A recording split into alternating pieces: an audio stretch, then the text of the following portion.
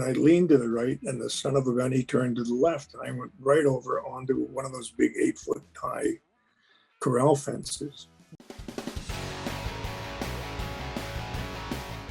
Actor Graham Greene, beloved for his unforgettable performances in Dances with Wolves, Thunderheart, and many other iconic roles, has sadly passed away at the age of 73.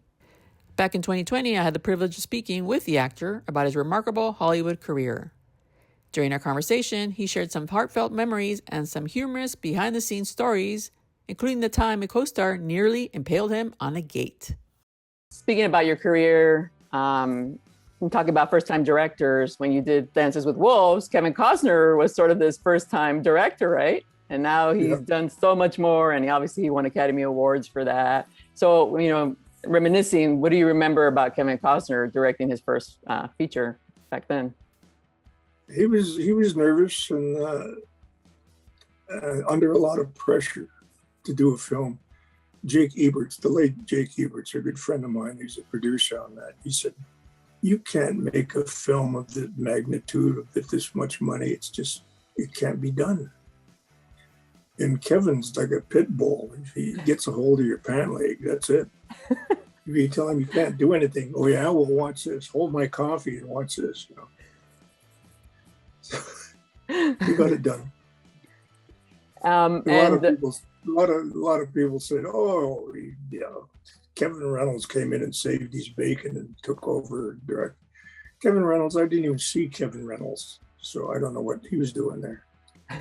Speaking about your past films, we watched Thunderheart recently. You have such a great role in that. Your role is so much fun in that. What are some of your good memories from that movie? Getting there and leaving. No, it's a lot. My agent said, "You want to do a film about a police officer and loosely based on the incidents at Oglala?" And I said, "Well, I don't know anything about that. I'm an actor. I just tell stories. The history is left for the historians. But I will listen to them because I don't want to make the same mistakes that history has already set in flow." But my agent at that time, my new agent in Los Angeles, said, "Well, it's in South Dakota." And I went, "Oh, South Dakota. Okay, do I have to ride anything with legs? And do I have to dress up funny? And do I have to learn another language?" She said, "No, you just ride a motorcycle and play I'm in." It was a cool character. Yeah, so the director came to, where was I? Oh, in Ottawa, in Canada, doing some theater up there, and I met him there, and we decided that I'd do the film. And it was a lot of fun. It turned out to be a lot of fun. Yeah, Val Kilmer. Yeah, how was it working with Val Kilmer? He's got a documentary coming up about his career and the struggles he's had. Yeah, he's had a rough life. He's had a rough life. We talked a lot. So his dilemma in the film career, he doesn't talk much about that, but we talked a lot about his early life and things that he had to go through. And if you look at him and watch him talk, you can't tell if he's making this up or not. Or whatever. But Ollie Stone really made a mess of him doing the Doors movie, because it really played with his head, psychologically. Oh wow. But he was fun. He went to the armors, the guys in charge of guns, and he was carrying a 32 holster weapon around with him all the time, even offset. Then he went into one of the cities around there, and I said, "I don't think you want to wear that when you're going in." And he said, "Well, it's the West. It's South Dakota." And I went, "Oh yeah, forgot. Yeah, I should probably get away with it." And as you mentioned, you've been in this for 40 years. So how do you think the portrayals of Native Americans has it progressed? What's your view on that? It's changed when I got there and did wolves and showed them. We dealt with family life, what a family looked like, in the tremendous script written by Michael. Just wrote the tremendous script, and learning the language and the history. I used a lot of that as part of the film.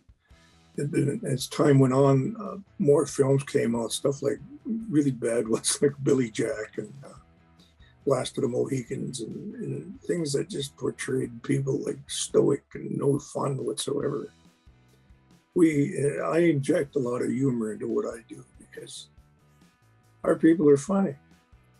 We have fun, we tell jokes and make fun of one another, tease a lot.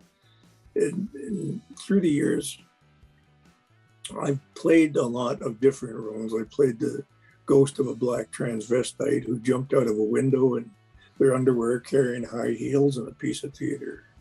I played judges. I played God twice. I played Gabriel the Archangel. I played judges. I played doctors, played lawyers, played more police officers than I could think of.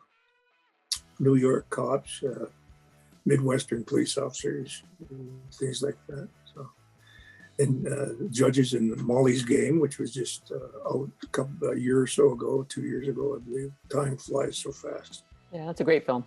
I like that film. Yeah. But to walk in the courtroom and sit down at the bench, and this is my world now.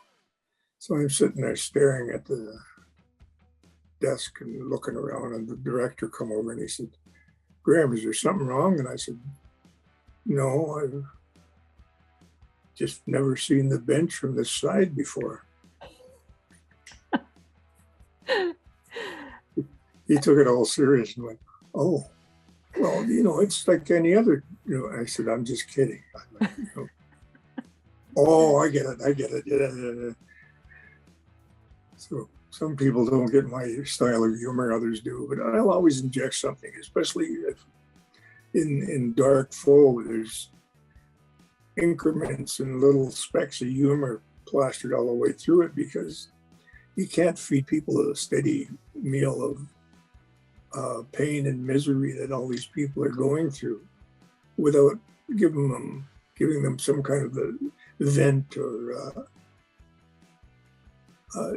release valve to it. They can just blow off a little bit of that tension and build it back up again and just move them forward again in that horror story without them with any trepidation or doubt." Now you mentioned four-legged creatures. Are you not a fan of riding horses, or did Dances with Wolves totally turn you off to riding horses after that? Well, I've never ridden bareback. I've ridden saddle, but I had to learn to ride bareback, and it was fun. When I got used to it, they got me one horse. We used to call him Chester the Molester. He was a big roan, and he had a spine about 3 inches high.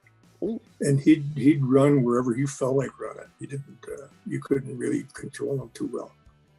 So we were out in the arena riding around and practicing, and he started to take off. He ran towards the fence.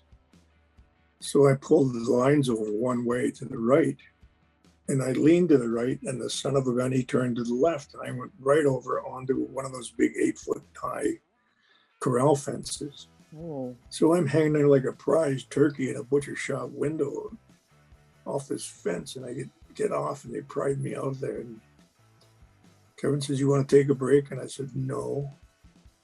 "Where's the horse?" I said, "Geez, I hit my head. I can't see very well." So I had a handful of oats, and I'm walking around looking for the horse because of dust and dirt and stuff in my eyes. And he goes, he threw you and he blinded you with dirt and dust, and now you want to feed him some oats?" And I said, "No, I'm just looking for his head so I can beat the hell out of him." That damn horse. Yeah. No, it was good, but I'm getting a little too old. My back is not as spry as I am. I'm almost 70 years old. Next year I'll be 70. So I just, no more horses. Motorcycles, maybe you have more control. Mm-hmm. They don't have a brain. My husband and I are big fans of yours, and I was telling him I'm going to interview Graham Greene.